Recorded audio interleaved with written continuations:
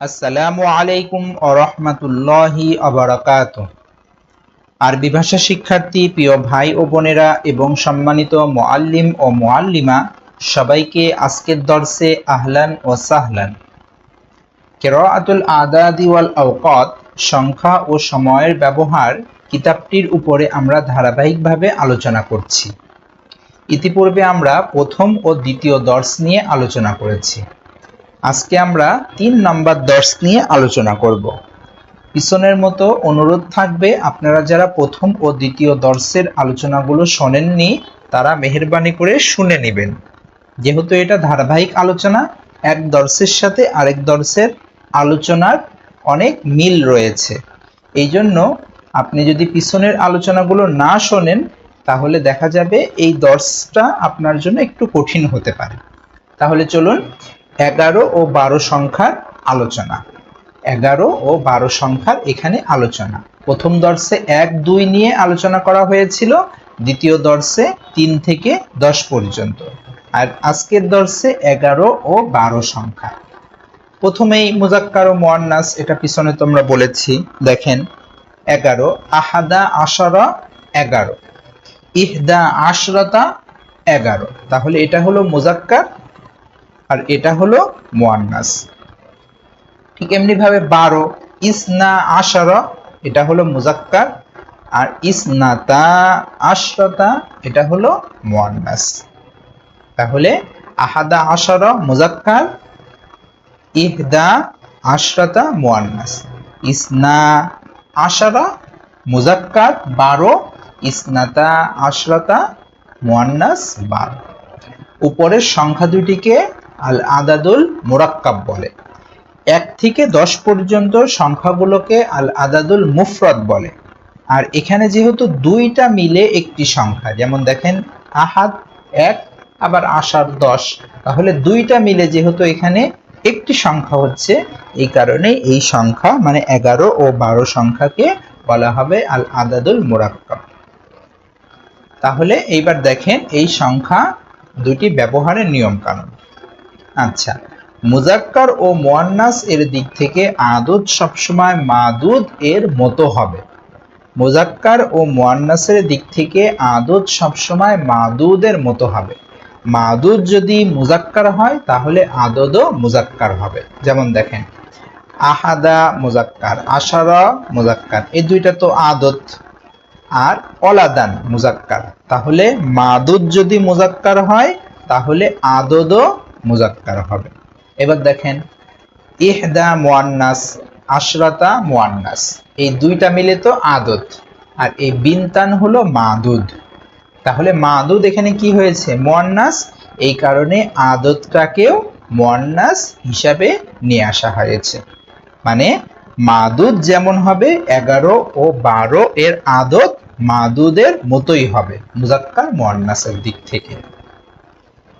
নিচে 11 থেকে 12 পর্যন্ত উদাহরণ, যেমন দেখেন আহাদা আশারা ওয়ালাদান, ইহদা আশরাতা বিনতান। তারপরে দেখেন ইসনা আশারা মাসজিদান মুজাক্কার, ইসনাতা আশরাতা মাদ্রাসা তান মুয়ান্নাস। আশা করি বুঝতে পেরেছেন। 2 নাম্বার নিয়ম, মাদুদ সবসময় এক বচন হবে। মাদুদ সবসময় এক বচন হবে, যেমন উপরের উদাহরণগুলোতে তুমি দেখতে পাচ্ছ। এই যে এখানে দেখেন এক বচন, সব এক বচন। 3 থেকে 10 পর্যন্তর মাদুদগুলো সবসময় বহু বচন হয়, আর 11 ও 12 এর মাদুদ এক বচন হবে। 3 নাম্বার নিয়ম, মাদুদ সবসময় মানসুব হবে। মাদুদ সবসময় মানসুব হবে, যেমন উপরের উদাহরণগুলোতে দেখতে পাচ্ছ। এই যে দেখেন ওয়ালাদান, মসজিদান, বিনতান, মাদ্রাসাতান। কিন্তু 3 থেকে 10 পর্যন্ত সংখ্যাগুলোর মাদুদ সবসময় মুজাফ ইলাইহি হিসাবে কাসরা হালতে থাকবে, কিন্তু 11 ও 12 এর মাদুদ সবসময় নসবের হালাতে থাকবে। এটা কখনো পরিবর্তন হবে না। এইবার ব্যবহারের নিয়ম দেখেন, 11 এর আদদ ও মাদুদ সব সময় একই রকম থাকবে, কোনো প্রকার এরাব গ্রহণ করবে না। এখানে ব্যবহারের নিয়মের ক্ষেত্রে 11 একরকম ব্যবহার হবে 12 আরেক রকম ব্যবহার হবে। ব্যবহার বলতে গেলে এরাবের কথা বলা হচ্ছে। 11 এক রকম এরাব গ্রহণ করবে, 12 আরেকভাবে এরাব গ্রহণ করবে। এবার দেখেন কিভাবে এরাব গ্রহণ করে। জালাসা আহাদা আশারা ওয়ালাদান আলাল আরদি মুযাক্কার। খরজাত ইহদা আশরাতা বিনতাম মিনাল বাইতি মুয়ান্নাস। তাহলে এটা কি আছে? আলামাতুর রফার উপরে আছে। এইবার একটু ভালোভাবে লক্ষ্য করেন, রফা মানে আমরা তো জানি শব্দের শেষে পেশ বোঝায়, রফার একটা আলামত। তাহলে এখানে দেখেন আহাদা এর শেষে জবর, আবার দেখেন আশারা এর শেষেও জবর। তার মানে এই শব্দগুলো কোনো পরিবর্তন হচ্ছে না, এরপরেও এখানে ধরে নিতে হবে এগুলো রফা অবস্থায় আছে। তাহলে যদিও আমরা বাহ্যিক দৃষ্টি থেকে দেখতে পাচ্ছি নসব, কিন্তু তারকিব যখন আমরা করব তখন এই আহাদা আশারা রফার স্থানে থাকবে। যেমন আমি একটু তারকিবটাও বলে দেই আপনাদের বোঝার স্বার্থে। জালাসা ফেল, আহাদা আশারা ওয়ালাদান এই তিনটা মিলে ফাইল, আর ফাইল সবসময় যেহেতু রফার হালতে থাকে আপনারা জানেন, এই কারণে আলামাতুর রফা। আশা করি বুঝতে পেরেছেন। তারপরে দেখেন রাআইতু আহাদা আশারা কাওকাবান, আমি 11টি তারকা নক্ষত্র দেখেছি। রাআত ফাতিমাতু ইহদা আশরাতা তিলমিজাতান, ফাতেমা 11 জন ছাত্রীকে দেখেছে। তাহলে এটা কি? আলামাতুন নসব, নসবের উপরে আছে। তাহলে এখানে দেখেন এরাবটা দেখেন, দালের উপরেও জবর, রর উপরেও জবর, আবার কাওকাবান এখানেও জবর, তার মানে তিনটাই শেষে জবর। তাহলে এই জবর দেখে কি আমরা বলবো যে এটা এখানে নসবের হালতে আছে, জবর হয়েছে? বলছে না, এখানে এই জবর দেখে এখানে নির্ধারণ করা যাবে না। এখানে নির্ধারণ করা কি এরাব হয়েছে, এটা নির্ধারণ করব হলো আমি এই যে আদতটা কোন এরাবের উপরে আছে, এটা আমি নির্ধারণ করব তারকিবের মাধ্যমে। যেমন দেখেন রাআইতু, এটা ফেল ভিতরে ফাইল, ফেল ফাইল। আচ্ছা, ফেল ফাইল পাওয়া গেল। রাআইতু আমি দেখেছি, তাহলে যেই জিনিসটা দেখব ওই জিনিসটা সাধারণত কি হবে? মাফউলুম বিহি হবে। তাহলে আমরা জানি যে মাফউলুম বিহিটা কি হয়? নসবের হালাতে থাকে। এই কারণে এখানে আহাদা আশারা নসবের হালাতে আছে। এখানে তার শেষে জবর দেখে কিন্তু আমরা নসবের হালাতে আছে এইটা বলবো না। তারকিবের দৃষ্টিকোণ থেকে আহাদা আশারা কোন অবস্থাতে আছে এইটা দেখে আমরা নির্ধারণ করব যে এখানে আহাদা আশারা কোন এরাবের উপরে আছে। আচ্ছা, এইবার আরেকটা জিনিস দেখেন, সাল্লামতু আলা আহাদা আশারা মুআল্লিমান, আমি 11 জন শিক্ষককে সালাম দিয়েছি। সাল্লামতু আলা ইহদা আশরাতা মুআল্লিমাতান, আমি 11 জন শিক্ষিকাকে সালাম দিয়েছি। এখানে একটু ভালোভাবে লক্ষ্য করুন, এই যে এখানে দেখেন আহাদা, এটা কিন্তু আলামাতুল জর, জরের উপরে আছে। তাহলে যে আলা, এটা তো হরফুল জর, হরফুল জর যদি আসে তাহলে তার পরের শব্দ কাসরা হয়। তাহলে এখানে দেখেন আহাদা এর শেষে কাসরা নেই, আবার আশারা এর শেষেও কাসরা নেই। যদিও আমরা বাহ্যিক দৃষ্টি থেকে কাসরা দেখতে পাচ্ছি না, এরপরও আমাকে ধরে নিতে হবে এই আহাদা আশারা মানে আদতটা জরের হালতে আছে। তাহলে এটা আমরা কিভাবে বুঝবো? যখন আমরা তারকিব করব। যেমন আমি তারকিব করি, দেখেন সাল্লাম তো ফেল ফাইল, আলা হরফুল জর, আর এটা হলো মাজরুর। তাহলে হরফুল জর মাজরুর মিলে সাল্লাম তোর সাথে সম্পর্ক মুতাআল্লিক হবে। তাহলে এই আহাদা আশারা কোন এরাবের উপরে আছে? আলামাতুল জরের উপরে আছে, যদিও বাহ্যিক দৃষ্টি থেকে দেখা যাচ্ছে নসব। তাহলে এবার আপনারা তিনটা জিনিস একসাথে লক্ষ্য করুন। এখানে আলামাতুর রফার ক্ষেত্রেও দেখেন নসব জবর অবস্থায় আছে, আবার নসবের ক্ষেত্রেও নসবের জবরের অবস্থায় আছে, আবার জরের ক্ষেত্রেও নসবের মানে জবরের উপরে আছে। তিনটা রূপ একই রকম। তাহলে আমরা বলতে পারি এই আহাদা আশারা শব্দ দুইটা হলো আপনার মাবনির অন্তর্ভুক্ত হয়ে গিয়েছে, কোনো প্রকার এরাব গ্রহণ করে না। আশা করি বুঝতে পেরেছেন। এইবার হলো 12। 12 এর আদদের প্রথম অংশ এরাব গ্রহণ করবে, বাকি আদদের দ্বিতীয় অংশ ও মাদুদ কখনো এরাব গ্রহণ করবে না। এখানে দেখেন বিষয়টা একটু ভালো করে। জাহাবা ইসনা আশারা ওয়ালাদান ইলাল বাইতি। এই যে ওয়ালাদান, এটা তো এখানে মাদুদ। মাদুদ নিয়ে আমাদের কোনো আলোচনা নাই, কারণ 11 ও 12 মাদুদ সবসময় নসবের হালতে থাকে। তাহলে এরাব গ্রহণ করবে হলো এই প্রথম অংশটা, আদাদের প্রথম অংশটা। এই একটু দেখেন আবার, 12 এর আদাদের প্রথম অংশ এরাব গ্রহণ করবে। তাহলে প্রথম অংশ হলো এই যে ইসনা, এটা হলো প্রথম অংশ। তাহলে জাহাবা ইসনা আশারা ওয়ালাদান ইলাল বাইতি।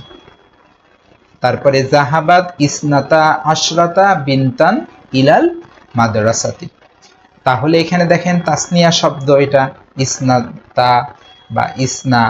তাহলে এই যে এটা কিসের উপরে আছে? আলামাতুর রফার উপরে আছে। আলামাতুর রফার উপরে আছে, এটা আমরা কিভাবে বুঝলাম? এখানে তো আমরা বাহ্যিক দৃষ্টি থেকে রফার কোনো আলামত দেখতে পাচ্ছি না। তাহলে আমরা এটাকে যখন তারকিব করব তখন আমরা বুঝতে পারবো যে এটা রফার উপরে আছে। যেমন দেখেন তারকিব করি আমি, জাহাবা ফেল, এটা ইসনা আশারা ওয়ালাদান, এটা হলো ফাইল। আর ফাইল সবসময় আলামাতুর রফার উপরে থাকে, এটা আপনারা সবাই জানেন। তাহলে আমরা বাহ্যিক দৃষ্টি থেকে কিন্তু আমরা রফার কোনো আলামত এখানে দেখছি না। তাহলে আমরা এখানে যখন আমরা তারকিব করব তখন আমরা বুঝতে পারবো যে এটা রফার হালতে আছে। আর তাসনিয়া শব্দ যেহেতু এটা। আচ্ছা, তারপরে দেখেন এবার নসবের ক্ষেত্রে, করতু ইসনাই আশারা কিতাবান। করতু ইসনাই আশারা কিতাবান, আমি 12টি কিতাব পড়েছি। করআত ফাতিমাতু ইসনাতাই আশরাতা কিসসাতা, ফাতিমা 12টি গল্প পড়েছে। তাহলে এটা কোন এরাবের উপরে আছে? আলামাতুন নসব। এখানে একটু ভালো করে লক্ষ্য করুন, ইসনাই, নুন হলো শেষের অক্ষর, আর এই নুন যেহেতু শেষের অক্ষর, আর এরাব সাধারণত শব্দের শেষের অক্ষরের পরিবর্তনে এরাব গ্রহণ করে, আপনারা জানেন। তাহলে এখানে ইয়া এর উপরে আমরা দেখতে পাচ্ছি হলো সাকিন, কিন্তু এটা এরাব গ্রহণ করেছে নসব। তাহলে সাকিন হওয়া সত্ত্বেও আমরা এখানে ধরবো যে এই ইসনাই, এই শব্দটা নসবের উপরে আছে। তাহলে আমরা কিভাবে নির্ধারণ করব? তখন আমাদের তারকিবের সাহায্য নিতে হবে। যেমন করতু ফেল ফাইল, আমি পড়েছি। তাহলে আমি যেই জিনিসটা পড়বো ওই জিনিসটা কি হবে? মাফউলুম বিহি হবে। তাহলে ইসনাই আশারা কিতাবান, এই জিনিসটা হলো মাফউলুম বিহি। আর আপনারা জানেন মাফউলুম বিহি সবসময় নসবের হালতে থাকে। ঠিক এমনি ভাবে এখানেও দেখেন ইসনা তাই, এখানে এটা দেখেন ইসনা তাই, তারকিব করলে যেমন করআ ফেল ফাতিমাতু ফাইল, ফেল ফাইল পাওয়া গিয়েছে, ফাতেমা পড়েছে। এখন কি পড়েছে? যেটা পড়বে ওটা মাফউলুম বিহি হবে। তাহলে এই যে পুরোটা মাফউলুম বিহি, আর মাফউলুম বিহির এরাব হলো নসব। তাহলে এখানে এই যে ইসনাই, এটা হলো অপ্রকাশিত ভাবে নসব হয়েছে। আশা করি বুঝতে পেরেছেন। যদিও এটা এরাব সংক্রান্ত আলোচনা, এখানে আসলে মূল আমাদের উদ্দেশ্য আদত মাদুদ দেখানো, তারপরেও এরাবের বিষয়টা আমরা সংক্ষেপে আলোচনা করছি। আপনারা যারা মুআল্লিম বা মুআল্লিমা আছেন তারা আপনার ছাত্র বা ছাত্রীদেরকে এই এরাবের বিষয়গুলো স্পষ্ট করে দেবেন। তারপরে দেখেন সাল্লামতু আলাসনাই আশারা রজুলান, তারপরে সাল্লামাত ফাতিমাতু আলাসনাতাই আশরাতা ইমরাতান। তাহলে এটা কোন এরাবের উপরে আছে? আলামাতুল জরের উপরে আছে। এখানেও একটা ভালো করে লক্ষ্য করুন, এখানে দেখেন ইসনাই, ইয়ার উপরে কিন্তু সাকিন, কিন্তু এখানে আলামাতুল জর বলছি আমি। তাহলে এটা কিভাবে নির্ধারণ করব? এখানেও আমাকে তারকিবে সাহায্য নিতে হবে। যেমন সাল্লাম তো ফেল ফাইল, আলা হরফুল জর, আর হরফুল জর হলে তার পরের অংশটা কি হয়? মাজরুর হবে। আর মাজরুর সবসময় আমরা জানি জ্বর গ্রহণ করে। যদিও বাহ্যিক দৃষ্টি থেকে আমরা এখানে জ্বরের কোনো আলামত দেখতে পাচ্ছি না, তারপরেও এখানে ধরে নিতে হবে যে এইটা জ্বরের এরাবের উপরে আছে, মানে এখানে এরাব জ্বর হয়েছে। আশা করি আপনারা এই বিষয়টা বুঝতে পেরেছেন। এটা একটি গুরুত্বপূর্ণ এবং একটু কঠিন আলোচনা, এরাবের বিষয়টা। তাহলে আরেকবার বলি, 11 কোনো প্রকার এরাব গ্রহণ করবে না। আদত মাদুদ, আর মাদুদ তো এরাব গ্রহণ করেই না। 12 এর আদদের দুইটা অংশের প্রথম অংশটা এরাব গ্রহণ করবে, দ্বিতীয় অংশটা কোনো প্রকার এরাব গ্রহণ করবে না। আশা করি আপনাদের আজকের এই দর্স থেকে আদত মাদুদ অর্থাৎ 11 ও 12-র বিষয়টা স্পষ্ট পরিষ্কার হয়েছে। আচ্ছা, এখানে আমরা তামরিন দিয়ে দিয়েছি কিছু। এই বাংলা তামরিনগুলো আপনারা ছাত্রছাত্রীদেরকে এইভাবে তামরিন করাবেন। নিচে এখানে কিছু আরবি তামরিন দেওয়া আছে, এগুলো আপনারা তাদেরকে লিখতে দিবেন খাতায়। তারপরে এখানে প্রশ্নমালা দেওয়া আছে, সংক্ষেপে কিছু প্রশ্নমালার মাধ্যমে পুরো দর্সটি হল করা হবে। আচ্ছা, এছাড়া আমাদের আরো কিছু কিতাব আছে।